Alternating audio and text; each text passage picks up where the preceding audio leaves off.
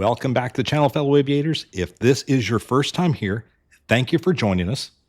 Hopefully by the end of today's video, I will have earned your subscription. If you're one of my returning viewers, I just wanted to take a moment and say thank you.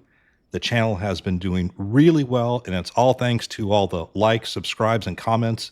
We definitely have impacted the YouTube algorithm. The channel has literally doubled its growth in the last 2 months, and I just really, again, wanted to say thank you. So I truly appreciate the support. All right, so today we are taking a look at the Blacksquare Studios TBM 850.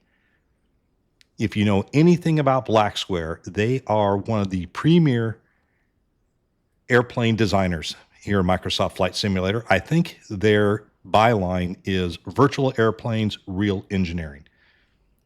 I have been a big fan of their work with the Blacksquare Starship, and I flew the Turbine and Piston Duke extensively in my Neofly series, so a really big fan.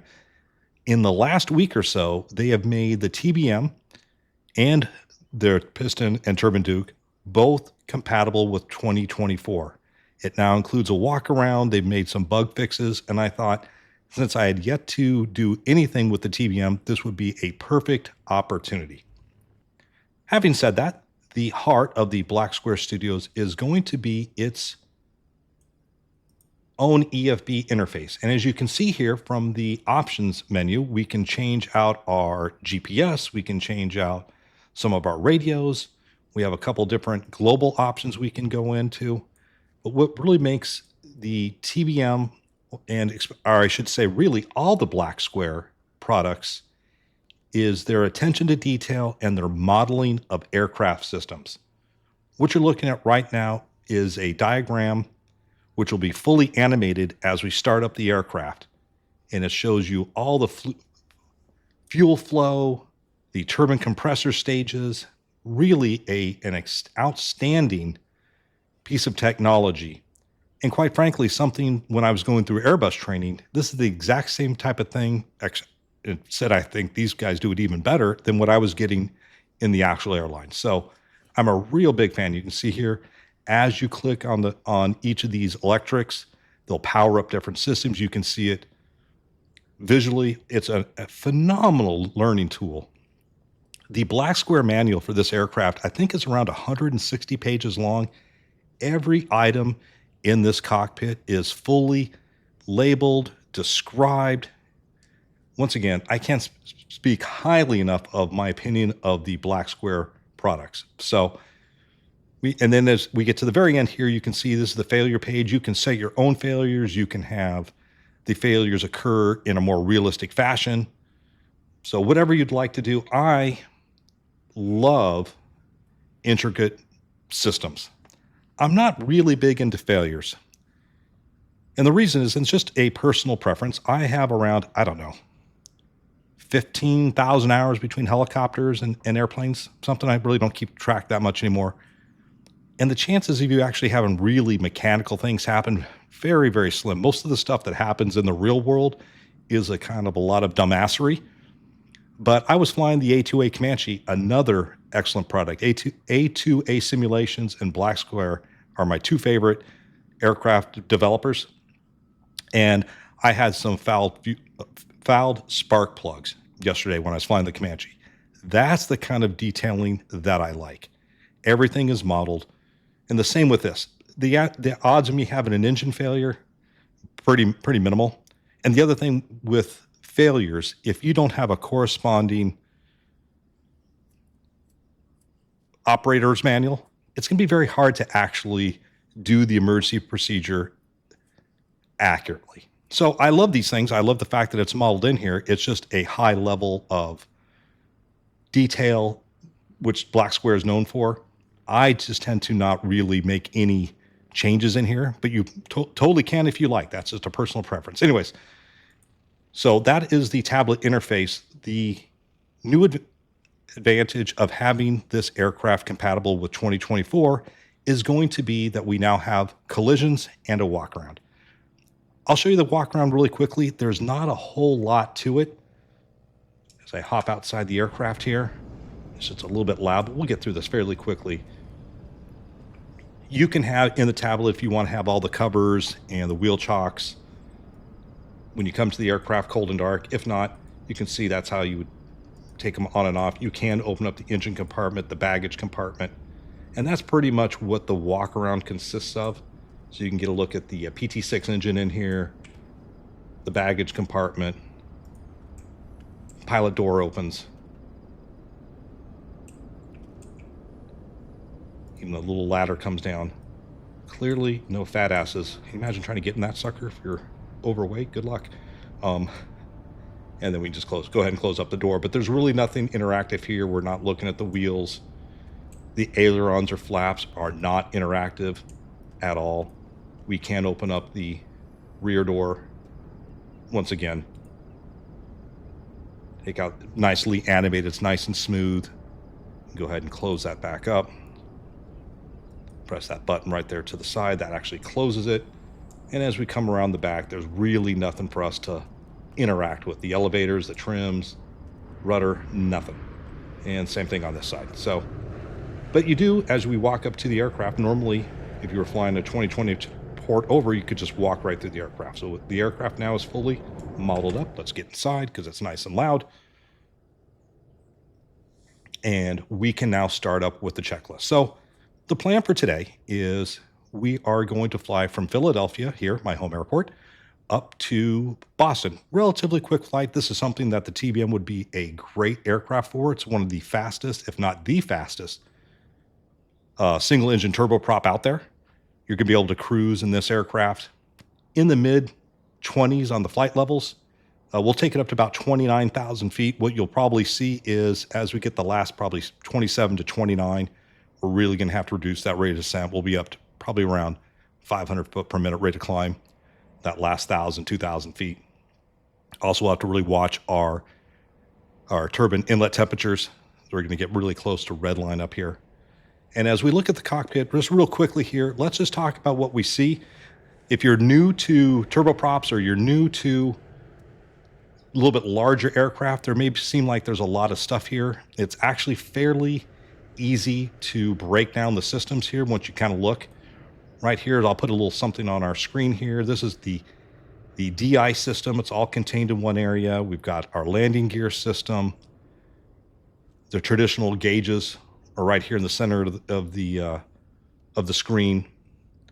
Up here at the very top, right here, this is going to be where we change our altitudes. We'll go into this little window right here. And then right next to it, we see our torque, our prop, our NG, which is our gas producer, the ITT, which is our inlet turbine temperature, and the last one here at the bottom is our engine oil temperatures and pressures. If you look at the very top at the torque gauge, you're going to see right at 100%, there's a yellow line. And then as we get to 121%, there's the red line. So this is the TBM 850. It replaced or was in supplement to the TBM 700, picked up another 150 horsepower.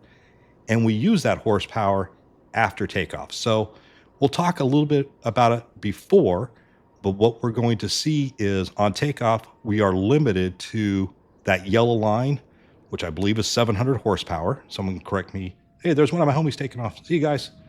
Better you than me flying today. Of course, having said that, I'm actually on reserve. So if you do hear a couple beeps in the background, it's actually because I'm actually on duty today. So if they want to call me in to fly, they can. The bastards in scheduling, that's how I affectionately recall them. And then I'll have like 2 hours to respond to the airport. So I have to have my phone with me. Anyways, continuing on with the torque, that 100 is about 700 horsepower, and then the 121 is the full 850 horsepower, which you can only activate if the flaps are fully retracted. Flaps up, flaps the gear is up. So anyways, we'll talk a little bit more about the takeoff procedure once we get to it.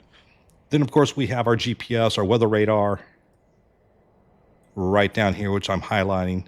This is the electronic control or environmental control panel right here. And then we have our transponder, a secondary GPS, and because an FO is completely superfluous to flying, that's my joke, they get all the older gauges over here. So anyways, one of the nice things that Blacksquare did do is that they have a fully interactive checklist in our included EFB. So we'll come to aircraft checklist, which is really, really nice. I appreciate the fact that not only do we have the checklist here, but you can see everything is clickable, which is really, really nice. So while we're right here, let's go ahead and get started with the pre-flight, which will be crash lever, which is this bar right here. We'll push that up. Source selector. That's what as far as our either a battery or ground power unit. Make sure that's off. The generator selector switch is in main or standby. It says leave it in main. Starter is off. The igniters are off. Exterior lights right over here, all off. Gyro instruments right next to it. Gyro, RMR, ADI, and HSI right there. Emergency lights test. Just use this button right here, and all we're going to do is just make sure, it's kind of hard to see in the day, but the lights come on. Perfect. Circuit breakers, once again, we'll just use their thing. And once again, we are in a Blacksquare aircraft. So that means there is a chance when you come out to this aircraft that you might find a pop circuit breaker. So do not skip this step in the process. All right, so circuit breakers are all in. De-icing switches, once again, are going to be all over here, all off. They are until I click it. And our landing gear control panel right here. Make sure that the gear is down. And then let's change my camera view. Right here is our autopilot and our radio master. Those are both off. Bleed air is in the, as I mentioned, the not electronic, environmental control panel. And our bleed air right here. And then air conditioning off, that checks. Dump switch, which is right there. Make sure it's guarded. This is how you should normally see the aircraft. Shouldn't have to do any changes to that. And the ram air handle, which is right here, that it's pushed in. We'll come up here. Let me change our camera view one more time. If I choose the right camera, we get over to our fuel panel right here. And we want the auto fuel selector in manual. And that is right here, auto or manual. We want the auxiliary boost pump in the off position. And it is. Tank selector left or right. That's right there. And then we want the ELT right next to it in the armed position. Come over here. Parking brake is off. Now, this is one area I have had, and I've seen some other content creators since this update have some issues with. It doesn't seem like the parking brake is working all that effectively. So if you pick up this aircraft, just kind of be kind of cognizant of that, have your feet on the pedals, expect to maybe use your own brakes, and or I've been leaving it in the beta range, which actually has kind of kept the aircraft nice and stable. We'll maybe see that a little bit later. Manual override lever, that's right here in the off position. It is. And then we have our power lever is in flight idle. It is. We want the props. Max RPM, and then we want the condition lever, which is the red one. We want that in idle cutoff. That's how we will start the aircraft. We want flap control lever in the up position. It is, and we can see it. And then battery bus power, check supply, and source selector, battery, or GPU. Now, if you are using this in cold weather, if you're going to sit in the aircraft and play with some of the systems, then in the included EFB, which I'm highlighting right there, you can click there, and you can bring on a ground power unit. One of the things I talk a lot about, if you follow me in various other aircraft, is having a nice, steady, reliable source of power when you start the aircraft. One of the biggest things or biggest mistakes you can possibly make in starting a turbine aircraft is either not having enough power, and this is fully modeled in a Blacksquare aircraft. If you sit with the power on, the batteries will die. If you start the engine early, you will hot start it. Normally, especially if you see me, if I fly a lot of the airline stuff, and especially in something like I'm in, let's say in the Airbus, once I turn those batteries on, I have less than 5 minutes to get the APU on, or I'm going to start killing the batteries. Now, when you get to something large like an Airbus, you can't start the aircraft on battery power alone, right? It just takes too much, not only battery power, but pneumatics to drive the engines. Something smaller here like a PT6, the batteries, onboard batteries are just fine. And I think looking at the manual, I think it says it takes about 20 to 30 minutes to kill the battery. So here, I have not used the GPU at all, and I've been able to get some fairly cool starts, but we'll go over the start sequence here in just a little bit. All right, so source selectors, BAT or APU. We're going to go back up here. I'm going to try to get the right camera, and we'll just use battery as opposed to ground power unit. Voltmeter, we want above 25 volts. It's right there. And then we're going to come over here, and we're just going to do the light test. So we're going to do a lot of light testing right now. Very simple. Click in the light. That checks out. Come down here. Fuel gauges. Check quantity. As I try to remember all my camera work right here. Right about 50, a little over 50%. That looks perfect. You can add and decrease fuel and payload in the, which I did earlier before we started up, in the included EFB. All right, advisory panel, check 1 and 2 right here. Check 1, check 2. Nice and simple. Oxygen annunciator extinguished. It is interior lights as required. Don't need any. Environmental panel, test. Right there. That's it. Nice and easy. Flaps are down. If we look at it, we got basically two selections, takeoff or landing. Nice and simple. And here's a flap lever right there. I'm using the Honeycomb Bravo to do all this stuff. All right, landing gear panel, light test. Pretty simple. Just come over to test here. Test 2.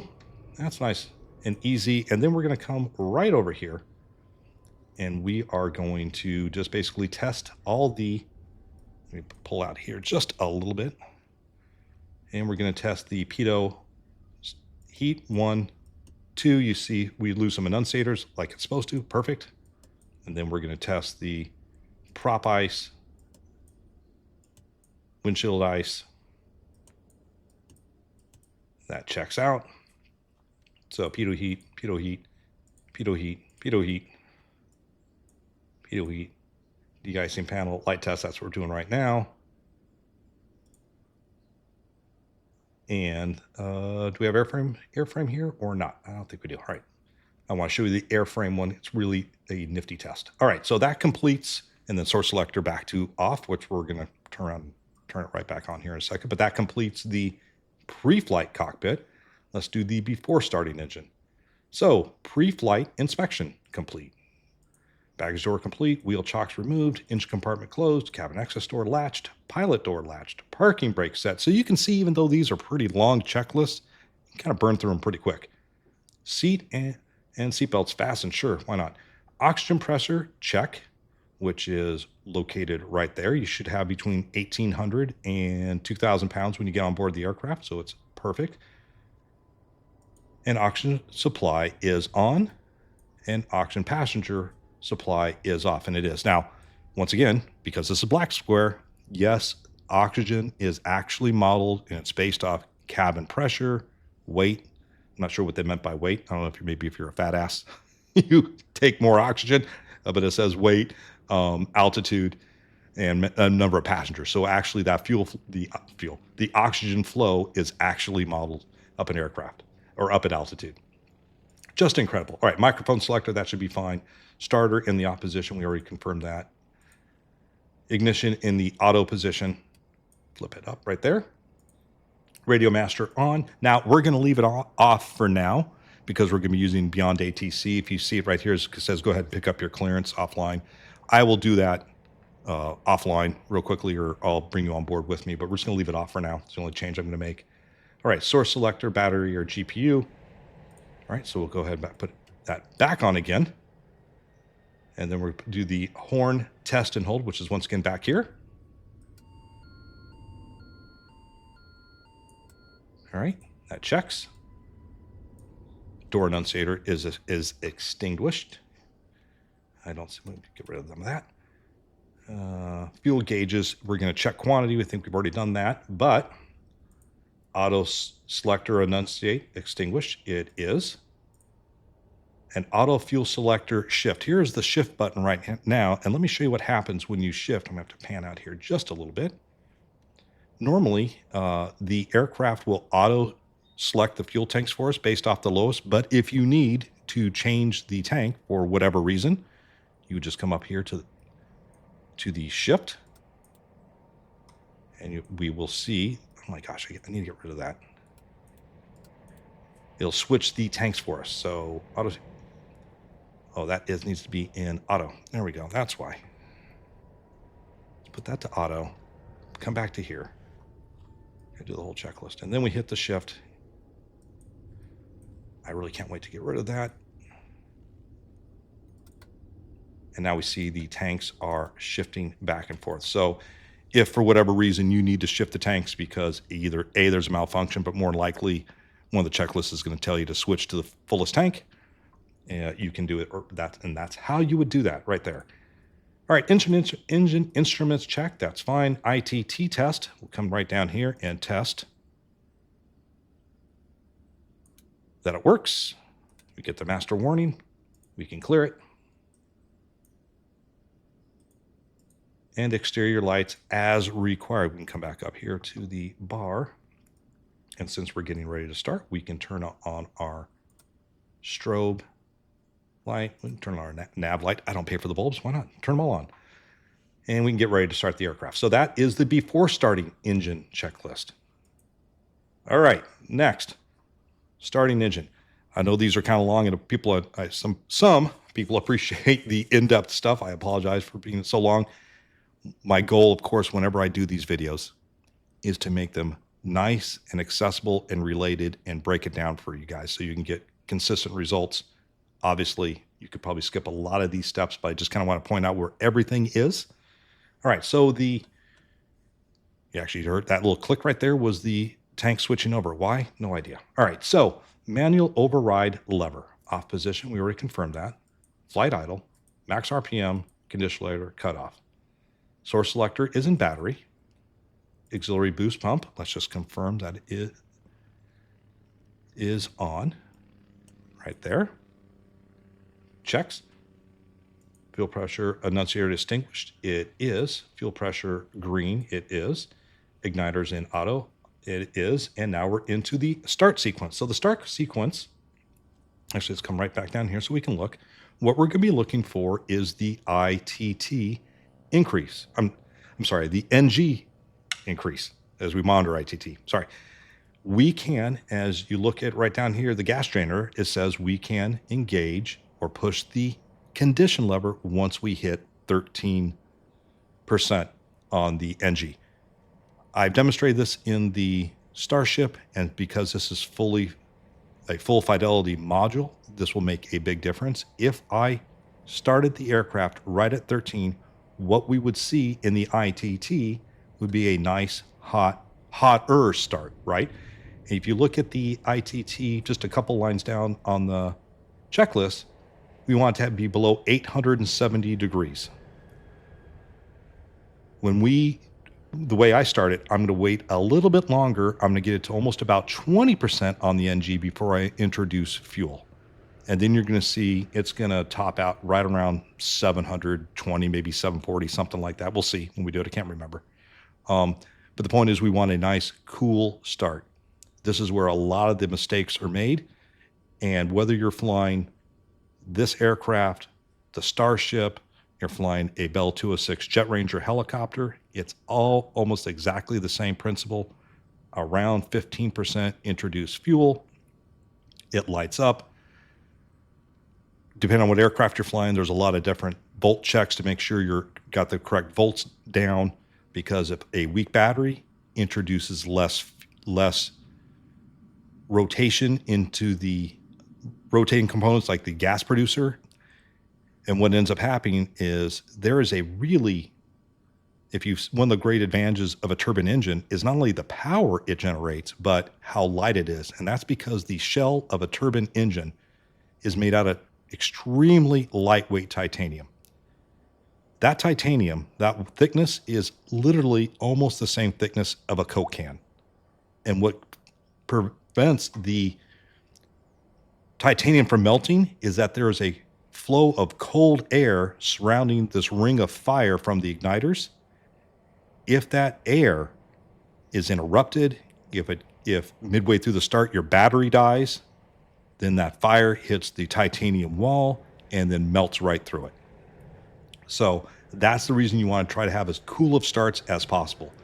If I'm in the Starship, I'm always using an auxiliary power unit, ground power unit, something. Here, I haven't noticed any problems just using the battery. But we're spending a lot of time yippity yapping, so we're probably burning battery as we speak. All right, so we're just going to come up here. Once again, we are going to hit the start to on. We'll come down here, and now we're just looking at the gas producer. Here, the engine starting to spool up. Coming up right around 13. We could start right now. I'm just going to wait just a little bit. Get it almost to 20. Now we're checking the ITT. 735 degrees. Nice, well below red line. Nice, cool start. And now we're just waiting for that NG to spool up to about 50%. So right about there. We can come up here, and now the start is self-sustaining, and we can turn the starter off. And that's it. That is how you start. Of course, we got a couple, as always, a couple issues right there. So we can hit the starter, ignition, gas drainer, perfect. Condition lever, low idle. ITT below 870, we did that. Starter at 50%, did that. Oil pressure, we come down here and check. T's and P's are in the green, as they like to say. And then we'll put that condition lever into the high idle position. All right, that checks. All right, instruments check again. Auxiliary boost pump. Let's come over once again back to here. Make sure that is in the auto. You see a slight decrease in pressure. That's fine. Auxiliary boost pump annunciator extinguished. Fuel pressure annunciator extinguished. Main generator annunciator extinguished. Did we put this in main generator? Yep, I think we're in main. Perfect. Just double checking. And then we want the voltmeter. So again, up here, 28%. It is, or 28 volts, not percent. And amp meter is charging. And you can tell it's charging by just a slight increase there on the amps. It's just slightly above zero. It means it's charging the battery. And now we've completed the starting engine battery checklist. But wait, there's more. All right. So the after starting engine checklist will be, come over here. We want our gyro instruments on. Then we will come down here. I'll have to move, just get rid of the EFB. And right here is going to be the gyro gauge. As long as it's in the green, you are good. Just slide this over here, so we just got to check it. And we want gyro slaving into the slave mode. It is, which is just right below it, as you see. Come on over here. We're going to put our bleed air into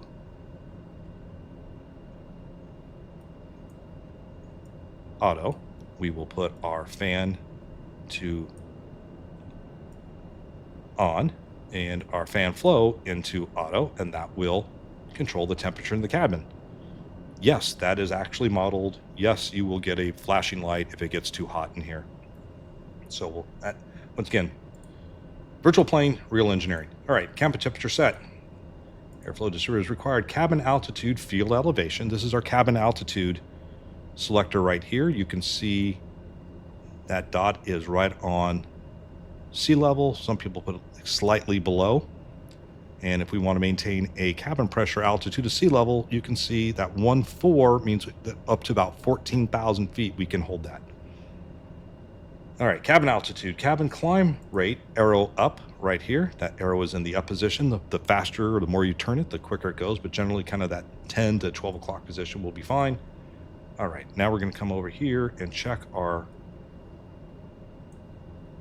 once again, we'll come down here, get a better view. Prop de-ice on off.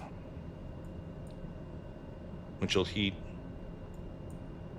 on, off. That checks. That works.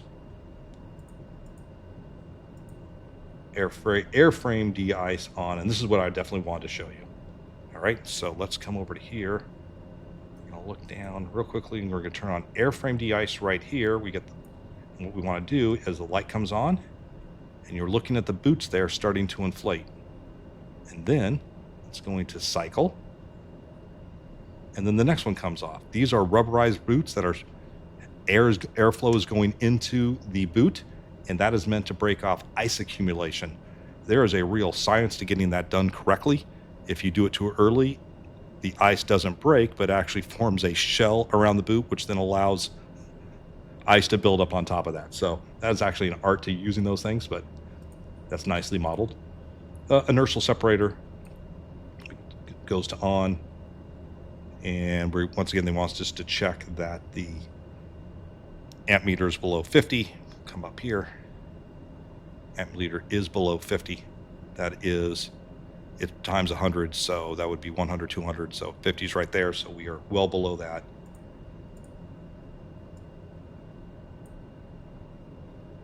And then we'll put our generator onto standby.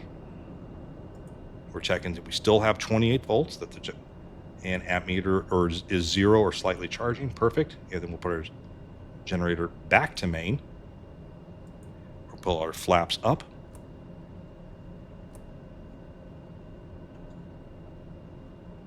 All right, flaps on.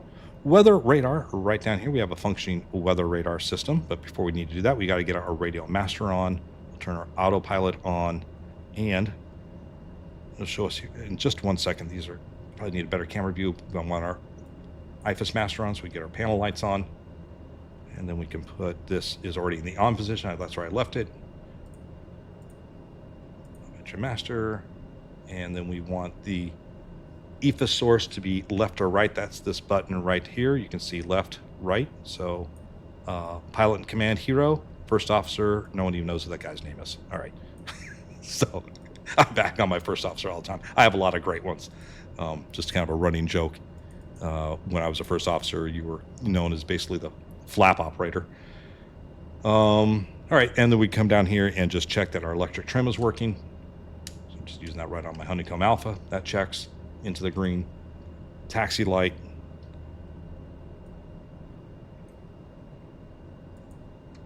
is on. Inertial separator is illuminated because we were using it. We're not going to need it here. When would you use the inertial separator? Whenever there's a chance that you might have any foreign object debris, which would be if you're landing on a dirt strip someplace, absolutely you're going to want to have that on there.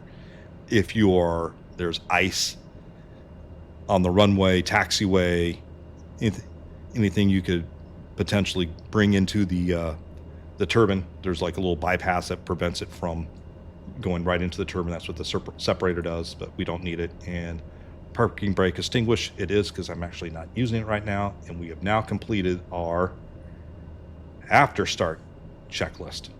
All right. So those all check. What have I missed here? Oh, toe brakes check. Do that as we start moving. All right. So let's come back to here. And we've got in flight, we got before takeoff, but we will do that as we get out to the runway. So let me now pull up our ATIS, and let's see if we can get our clearance up to Boston. Boy, this is a lot of stuff. So let me get that set up, and I will be right back with you in just a second.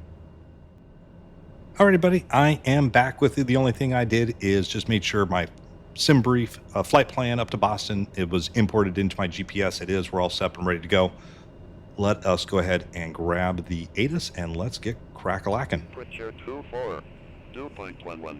Altimeter 3029er. Landing runway 09er right, 17.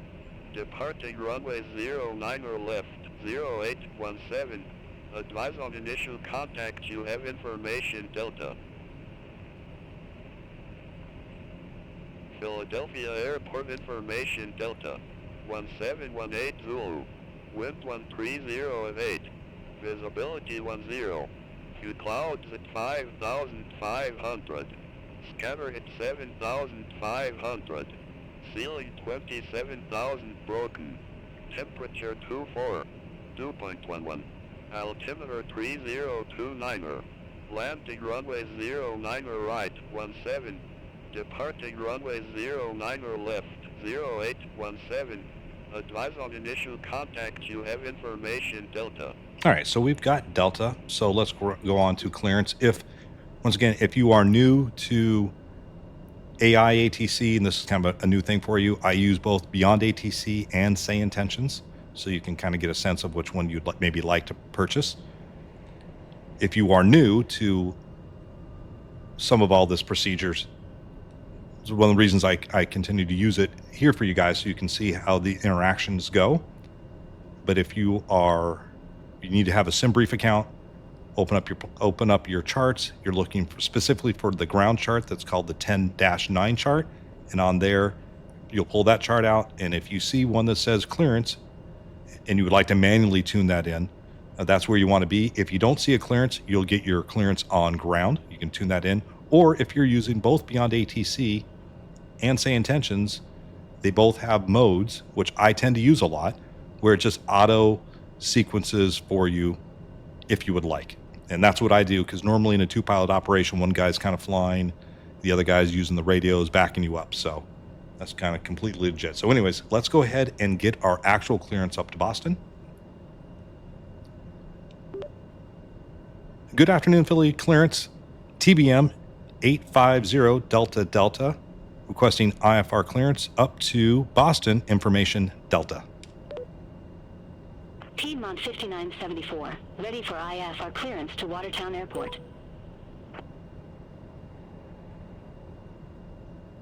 Let's see if they're going to take us before Piedmont. Piedmont 5974, Philadelphia clearance. So just like the real world, you get to wait. Cleared to Watertown. Radar vector is PTW, then as filed. Maintain for 1,000 feet. Expect 16,125, 10 minutes after departure. Departure frequency 119er, 0.75. Squawk 2, tree 21. Cleared to Watertown. Radar vectors 2, then as filed. Maintain 4,000 feet. Expect 16,125, 10 minutes after departure. Departure frequency 119er, 0.75. Squawk 2321, Piedmont 5974. Piedmont 5974. Read back correct. Contact ground 121.9er when ready for pushback or engine start. Ground 121.9er when ready, Piedmont 5974. We should be next here. November 850 Delta Delta, Philadelphia clearance. Thanks for information. Delta cleared to Logan Airport. Radar vectors ditch, then as filed. Maintain 4,000. Expect flight level 290, 10 minutes after departure. Departure frequency 119er, 0.75. Squawk 0, tree tree tree. 0 Delta Delta, we are cleared to Logan Airport. Radar vectors ditch, then as filed. Maintain 4,000. Expect flight level 290, 10 minutes after departure. And departure frequency is 119.75 and squawking 0333. 0 Delta Delta.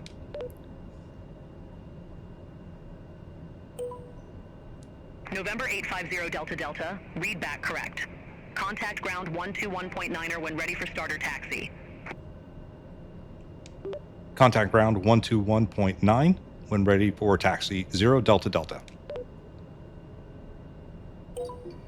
Okay, so they gave us a lot of information. If you're using Beyond ATC, it will actually have the clearance up for you, so you can basically just read it back. If you're trying to do the professional or the most realistic version, the acronym you're going to want to remember is CRAFT, C-R-A-F-T.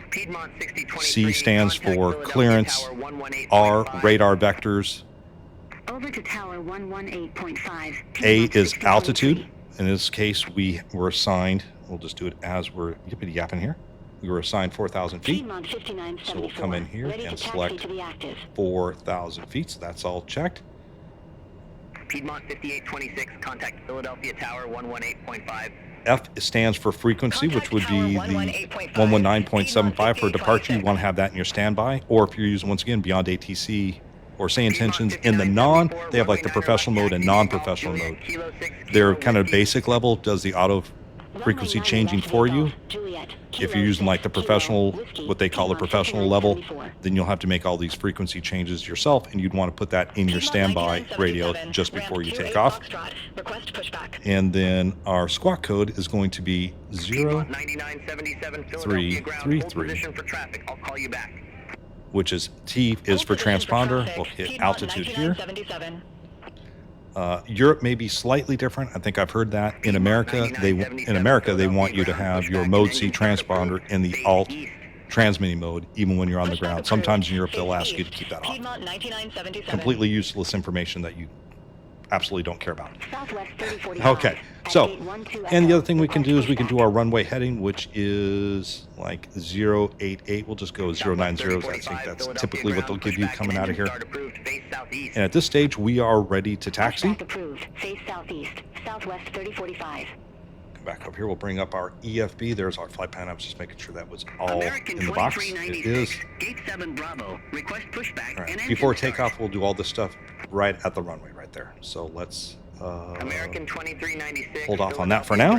Pushback and Let's engine start turn on approved. our Face south. track Pushback IR. approved. Face south. American 2396. Let's go ahead and call them and get our taxi clearance. Ground 850 Delta Delta, ready to taxi.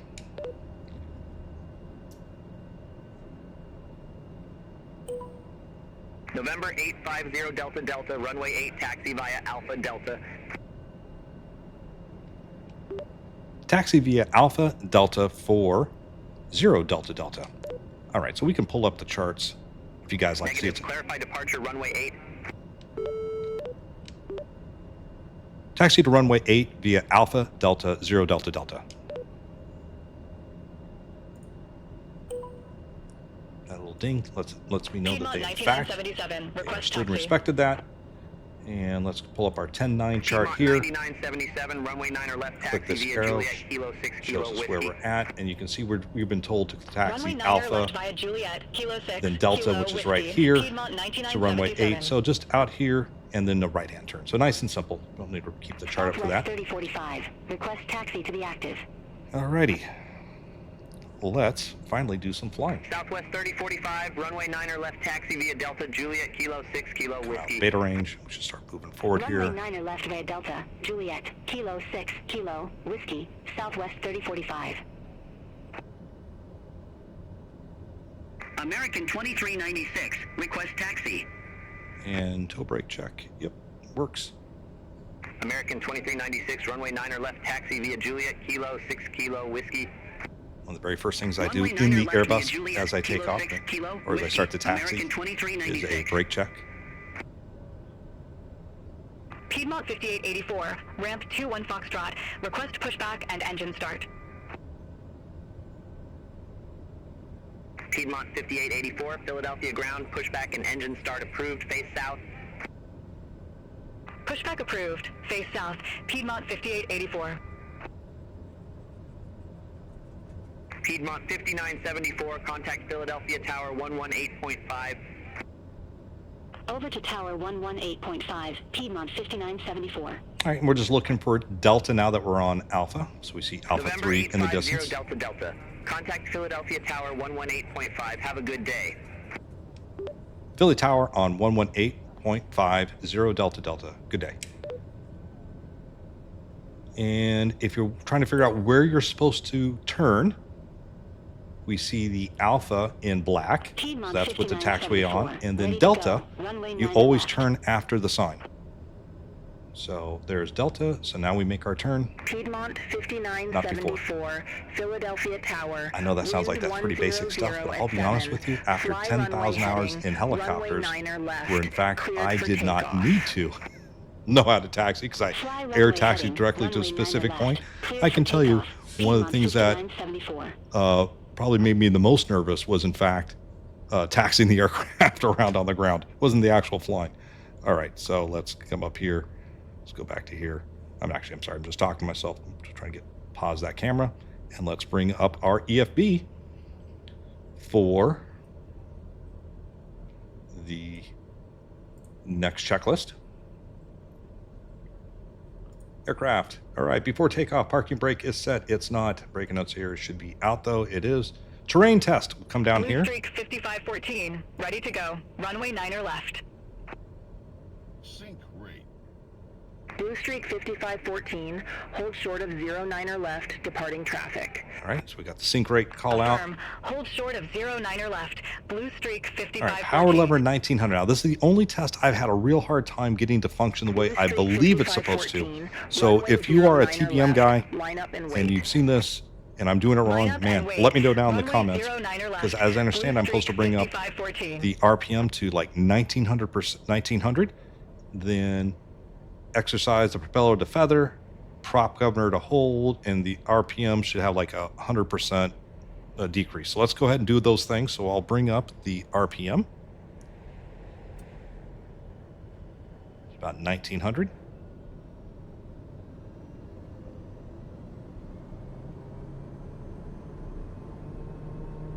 Right about there, a little bit more.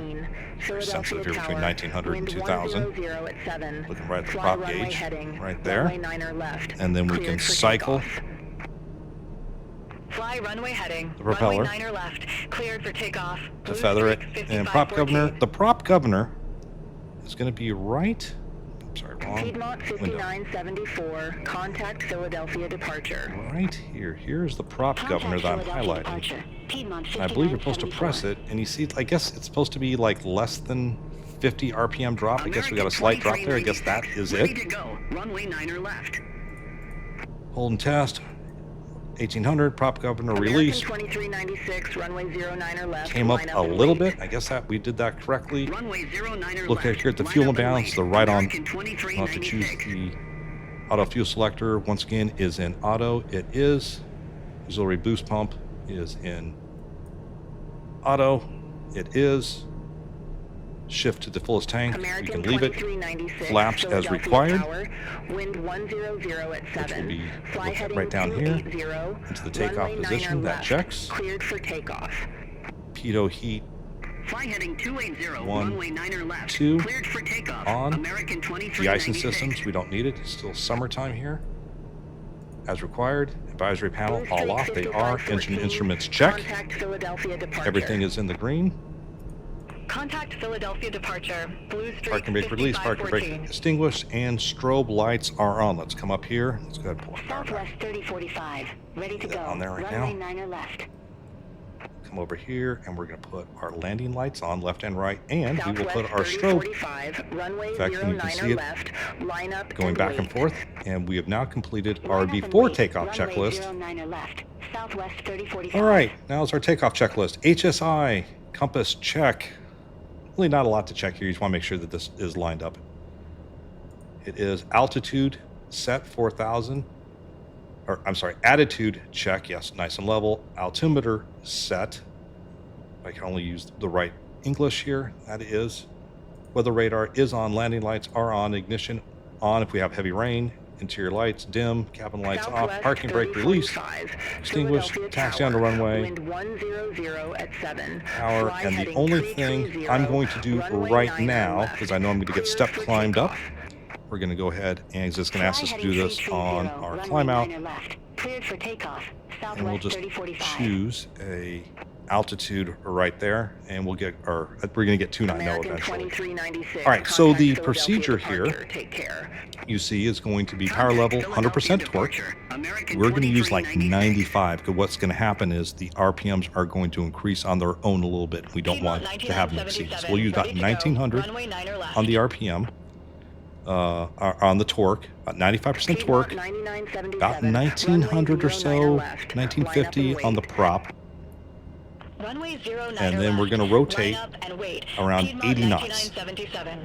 And at that point, we can bring in more torque up to the red line, which is 121%. Then we just gauge the autopilot, all that kind of stuff, all the normal stuff. So I think we've run through all the checklist eventually. Piedmont And that's how you get the aircraft off the ground. The only thing we need to really talk about now at this wind point 100 is at 7, just how to work fly the heading autopilot, which is 330, very, very simple, runway and 9er the left, vertical cleared for speed takeoff. indicator, which is going to be right Fly here. heading So 330, we runway can 9er arm that left, if we cleared like, for and then we'll takeoff. use Piedmont the 9977. engage vertical speed mode to hold our vertical speed, and then we will use our autopilot up here to change our rate of climb. So, all right, having said that, I think we are ready to go. Runway 17, cleared for takeoff. Fly heading 050, runway 17, cleared for takeoff. Exec jet 867. Tower 850 Delta Delta, holding short runway 8, ready for takeoff. Piedmont 5884, ready to go. Runway 9er left. Piedmont 5884, runway 09er left, line up and wait. Runway 09er left, line up and wait. Piedmont 5884. November 850 Delta Delta, Philadelphia Tower, wind 100 at 7, fly heading 090, runway 8, cleared for takeoff. Runway 8, clear for takeoff, fly heading 090, Delta Delta. All right, so the only thing you saw me do down there on the HSI is I used that middle mouse button down there Philadelphia Tower, wind 100 to switch our source selector from runway 9er left, cleared for takeoff. from VOR Fly heading to 330, GPS. runway 9er Something left, we want to do. cleared for takeoff. Piedmont 5884. And we'll turn that back on so I can see where the heck I'm going. Southwest 3045, contact Philadelphia departure. Contact Philadelphia departure. Southwest 3045. Well, I don't know where you're Take going. care. All right. Well, Piedmont 9977. someone would be Contact getting Philadelphia violated right now, departure. and it would Have be a that good one. dude. All right. So in the meantime, as he Contact gets out on the runway, Philadelphia hopefully gets the departure. heck out of Piedmont my way. 9977. Little failure of beyond Exec jet ATC's 867. traffic. Contact Philadelphia departure. See you. All right. So once again, let's go ahead and bring our Contact torque up. Philadelphia departure. We're sitting on the Exec brakes. Jet 867.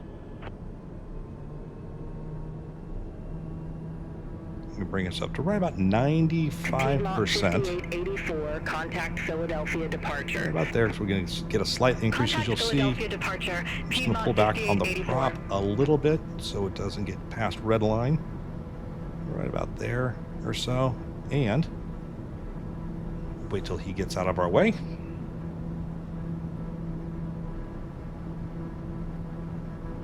So we don't have the traffic indicator yippity yapping at us. And good enough. Let's release brakes. It's going to pull a little bit to the left, so just be prepared for that on your rudder. That's completely normal.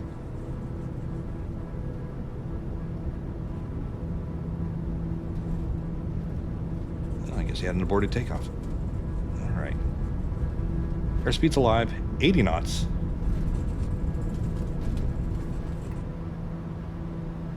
All right, positive rate. Gear up. And we're probably around 10% or so. 10 to 12%. And we'll make sure we're on 090. And we just want to get the flaps up here. Coming up on 400 feet and flaps up. November 850 Delta Delta. Contact Philadelphia departure. Have a good one. Contact departure 0 Delta Delta. And probably around 125 to 130 is the airspeed we want to kind of hold for best angle of climb. But let's go ahead and make our call. Good afternoon. TBM 850 Delta Delta checking in with you 1,500 for 4,000. November 850 Delta Delta, Philadelphia departure, radar contact. Climb maintain 14,000 feet, altimeter tree 026. Climb and maintain 1,400 feet, 0 Delta Delta. All right, so what we're going to do now is just come over here. We're going to hit November 850 autopilot Delta on. Delta, turn right, heading 120. Yaw dampener, heading, and then we want 120. And now if we come in here, what we'll do is we'll engage vertical speed. It's gone to 0, and now we're going to go up. November 850 Delta Delta, turn right heading 120. Right turn heading 120, 0 Delta Delta. What I probably should have done is just armed that in the climb. Contact New York Center And we got 124.625. Let's put in 1/4. Center on 124.625, Southwest 3045. 1,400. Have a good day.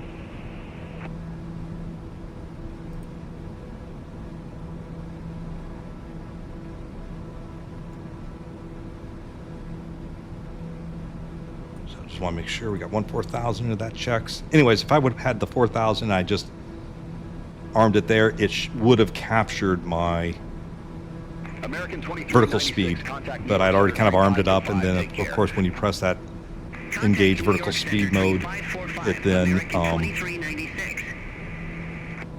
went to 0. So I kind of messed it up November a little bit. 850 Delta Delta, clear direct ditch. Resumo navigation. All right, direct to ditch for 0 Delta Delta. And we're kind of heading that way right now. We can see our magenta line from our original course. I can arm up nav. And then I will just kind of proceed direct to ditch, which is probably a little bit more like this. We'll just kind of intercept that angle to make our life easy. We look down here, I'm using 2,000 feet per minute rate of climb. I did that by using middle mouse button, up or down here. We've got a speed of about 160 knots. That's fine. I don't think we need to climb up any faster than 2,000 feet per minute rate of climb. Like I said, optimally about 125 will give us the appropriate, or our VY, our best angle of climb, but there's really no reason to slow us down that much. Contact New York Center 124.625. And then as we see, as we continue this climb, the step climb, our next one will probably be up to 290 with one of the other controllers. Piedmont 5923. At that stage, as we get closer, you'll see down here, let's take a quick look. We're using only 100%. I could push it all the way forward. But at this stage, I think we're climbing out good enough. Piedmont 5923. So I'm just going to use the 100%. We could go into 850 mode. Roger. Heading All right, direct a little bit harder now of a turn as our nav. As you see, we've moved from heading and nav to just nav, and now we'll just intercept that course direct to ditch. Jet 867. Contact Washington Center. And right now, all I'm going to do is manage my vertical speed Contact Washington to make sure that we don't get any slower than about 124, 125 knots or so, 120 to 130. Kind of keep it right in that range there. So I will have to start pulling off a little bit of power. So anyways, I think that is all that's going to happen between now and climb. And let me just check my OBS. All right, so we've already been recording for over an hour. So what I think I'm going to do is I will bring you probably into the last part of the approach. It has us scheduled for landing 4 right, which up in Boston is an RNAV only. So I will either just turn off beyond ATC, or I'll just ask them to see if they can give us a ILS into runway, I think 33 left. I think that's the main up there. It's been a while since I've flown up there in real life. And at that point, we will just do an ILS so I can just show you that procedure. And I think that will conclude this flight with this aircraft. So, not to make this like a 3-hour long video, I'm just going to cut you out here because I really want to have you have the startup procedure checklist all set up. And if we look right here, let's check our PFB. Engage the autopilot taxi lights. We can turn that off. Taxi light can now go off.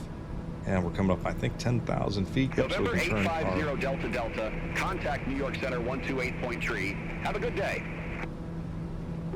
128.3 New York Center for 0 Delta Delta.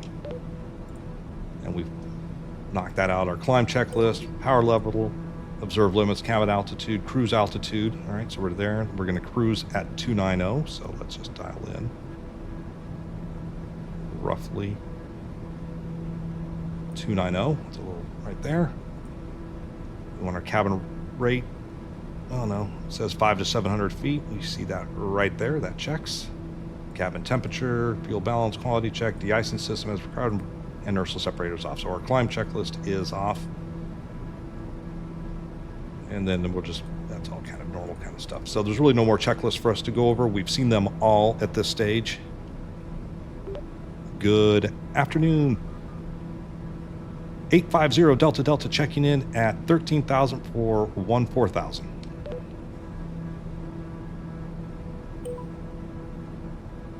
November 850 Delta Delta, New York Center. Climb and maintain flight level 290. Climb and maintain flight level 290 Delta Delta. And it's going to level us off here. I did get it in time, which is fine. So we come, once again, procedure. We come down here. We hit engage vertical speed. And then we will use probably more like 12. We'll see what we get for 1,500 right now. And I'm just going to modulate this all the way up to 290. And as I mentioned before, and if you guys fly it up to here above 270 or so, 260, start watching that vertical speed. You're going to need it down to under 1,000, probably as we cross around flight level 200. And just so you know, one of those interesting tidbits that's completely not interesting at all, unless you're an aviation nerd, is flight levels start at 180 or 18,000 feet. So everything below 18,000 is not a flight level, or you wouldn't call that on the controller. Flight level 5,000, 050, right? So above 18,000 feet, you call them flight levels. Below that, you just say the altitude.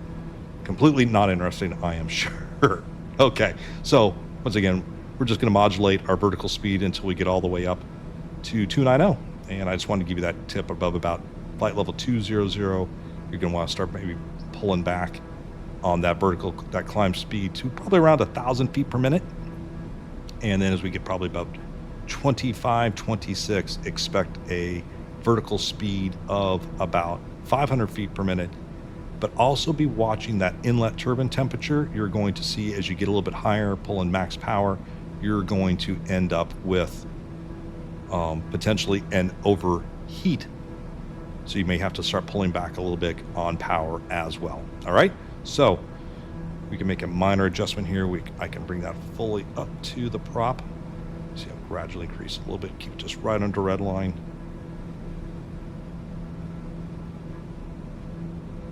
All right, so once again, I know I said I was going to kick you out about 5 minutes ago, but let's kick you out now, and I will see you as we're probably at this stage on the approach.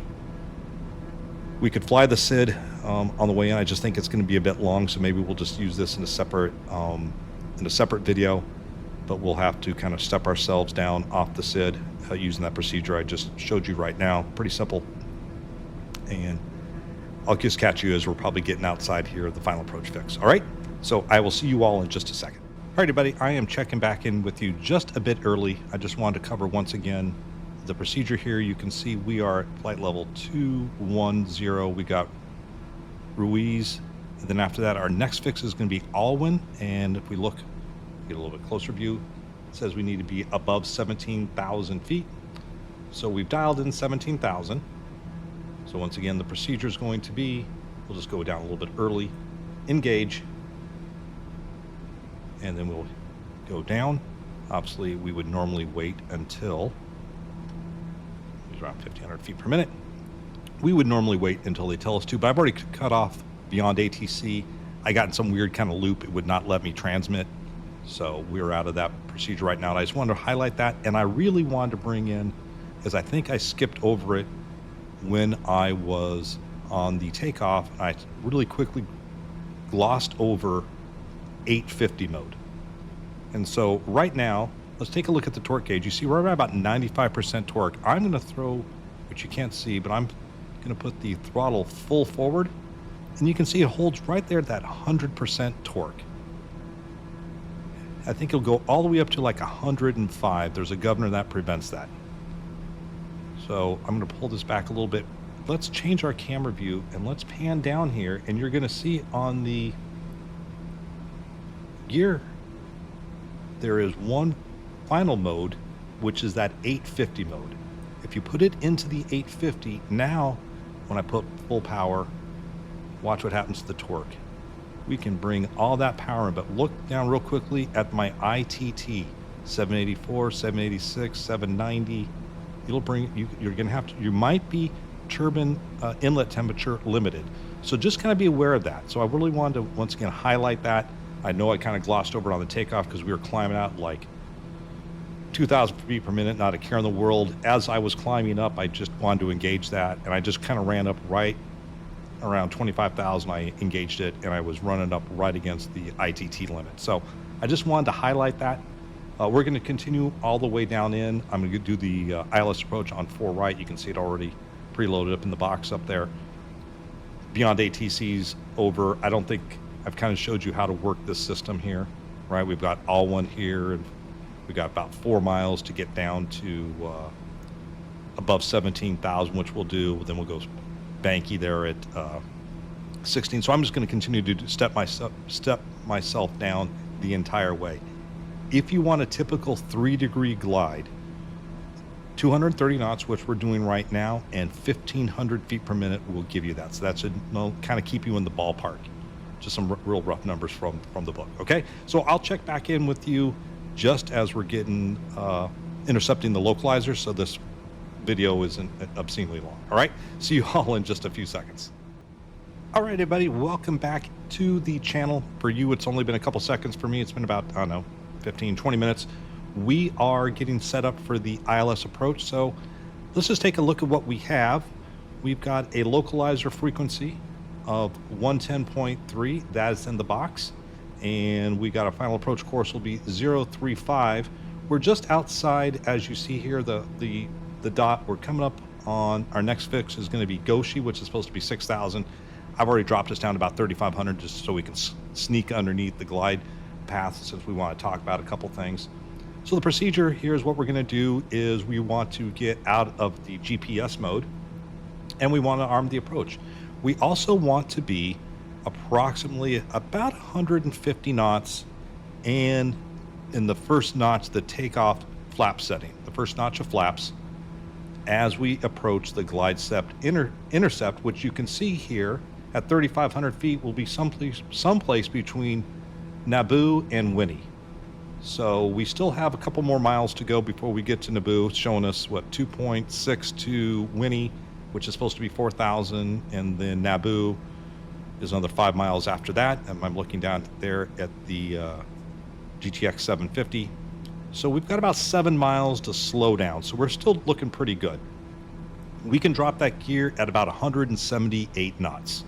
So right now I'm still in the nav mode. It's going direct towards our fix. But as we probably come up on Winnie here, right about here, what we do is come down to here, and we will switch to localizer, and then we're going to arm the approach. Give us a slight turn here. Let's see if it's starting to pick it up. We're still a little bit far out. Seems like it's starting to lock in there.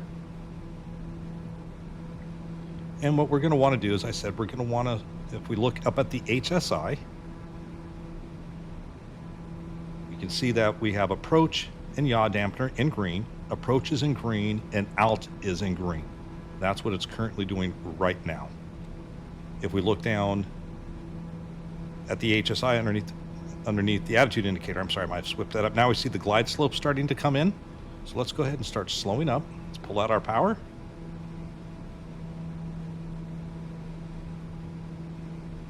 Dot and a half high. Let's check our speed under, let's see, 165. Let's go ahead and put our gear down.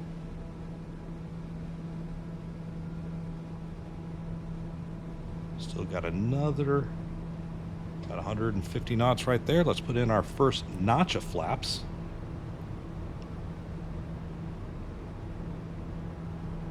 And we're coming up on glide slope intercept. right now. And we should be following here the glide path all the way in. There we go. Starts to nose over a little bit. If we've switched now from, we now have approach mode in green, and we've gone from alt in green to glide slope in green. That tells us what the active mode is. So we are now actively holding the glide slope all the way in. We can see Boston City Center off to the left, and then the runway straight in front of us. So what we're looking to do is at around 1,000 feet AGL, we should be doing roughly around 100 knots. So we're just going to pull out a little bit more power.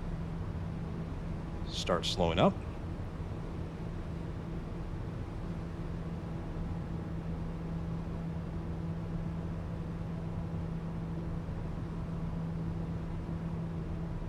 And once we get to right around 100 knots or so, we're going to put in that last notch of flaps, our landing flaps. So we still have a ways to go, so we're looking good.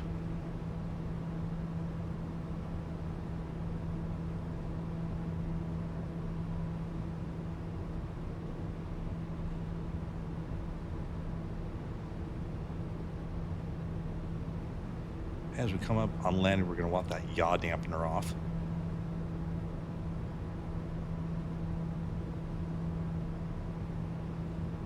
Holding about 120. Let's pull out a little bit more power. We got another 1,500 feet to go. Obviously, we could drop our second notch of flaps if we needed to, but hopefully what we're looking for, like I said, is around 100 knots. We'll put in that last notch of flaps, which will be our landing flaps, and then we're looking to hold and arrive right over a threshold, right around 80 knots or so.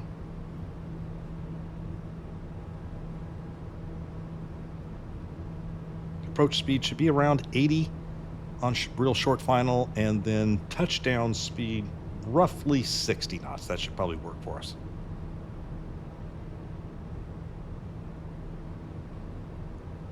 Now, obviously, if we were doing this in real life, I'd already have the flight director armed up for a missed approach, the missed approach altitude dialed in. We would have briefed that up, but I think this flight's going to be long enough. I think in the next flight, we'll just do a complete flight, and we'll go through the SIDS and some stars and some real world procedures. Probably bring the weather down.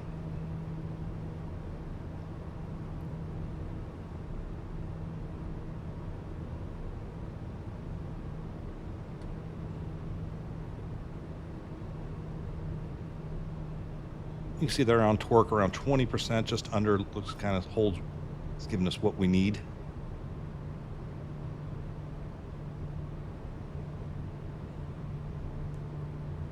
One of the biggest mistakes pilots make is they jam themselves up too quickly. And one of the things, if you watch a lot of my content, I talk about a stabilized approach criteria. For us at the airlines, that is at 1,000 feet. We need to be fully configured, which means flaps in the landing position, gears down on lateral and vertical glide path, sync rate not to exceed 1,000 feet per minute. There's a whole bunch of criteria. We want to do that roughly at 1,000 feet.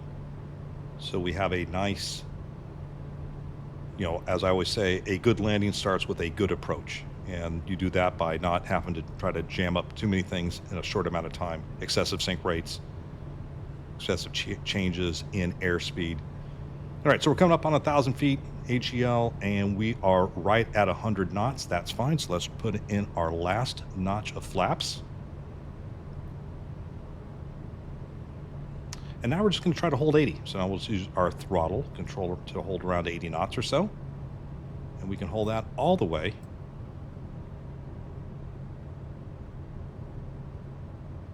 till we get to just above touchdown.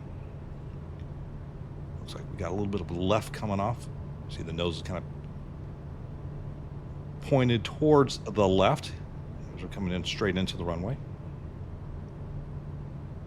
So we'll see how that works. Haven't had a lot of practice in this. Let's see. Hopefully I don't mess it up and screw up this video at the last minute.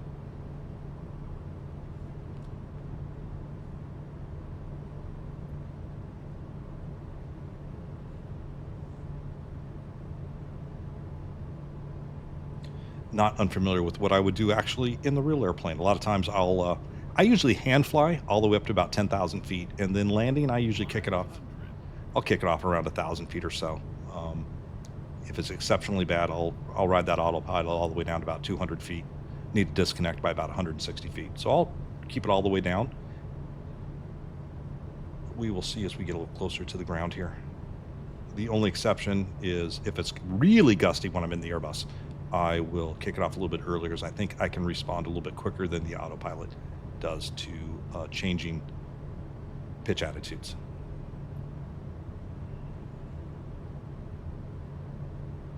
All right, so coming up about 200 feet, this is just about where you would be initiating your missed approach. Don't worry, Delta. There we go, there's that 200 foot, and I will kick off the autopilot right there.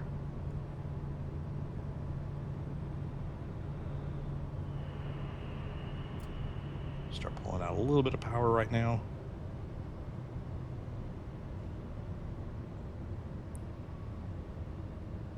Looking for about 60 knots or so, and keep that nose pointed straight ahead.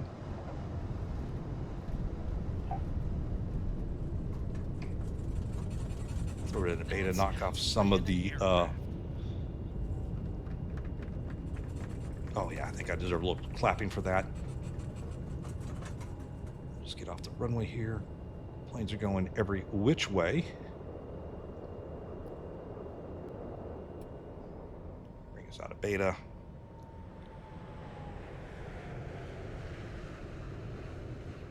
And let's see, I'm just taking a quick look here before I knock us in this flight. These gates over here, I'm just seeing if they modeled it. There were 2 flights on 9/11 that departed Boston, and this is not really a good look at Boston, but the gates here have where those planes departed from 9/11. They have American flags that hang over just those gates on the jet bridge. So I was just seeing if they had those. They're right over here where I'm looking. All right, everyone. I'm just going to go ahead and bring the aircraft to a stop right here. It's been a super long video. I appreciate you, everyone, sticking with us, sticking with me. If you made it the entire way through, I think this is a fairly comprehensive look at the 850. A great plane if you're looking to step up from, let's say, a piston single and you're a little intimidated with multi-engine stuff, or you're just first getting into a turboprop. I think this is an excellent plane. It's extremely well made, and I highly recommend it. I don't often recommend a lot of aircraft. I think everyone's financial decisions are their own, but I think if you're looking for a turboprop single, this is probably one of the best that there is out on the market right now. And now that it's fully compatible with 2024, excellent time to get into it.